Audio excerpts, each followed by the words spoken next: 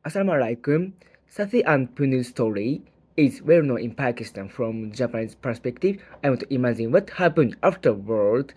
After Sati passed away in the desert, I believe Allah granted her a place in paradise. Later Punu also later perished in the desert, and I guess the two were united in heaven. But let's consider this from the Sasi's point of view. She would not have known the exact timing of Punu's passing. In my next context, I plan to humorously and respectfully explore this idea in Sasi's Heaven chapter parody. Please continue to support me.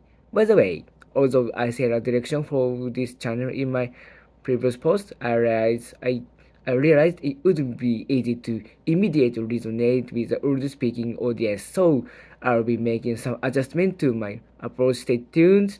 बहुत शुक्रिया. See you next time.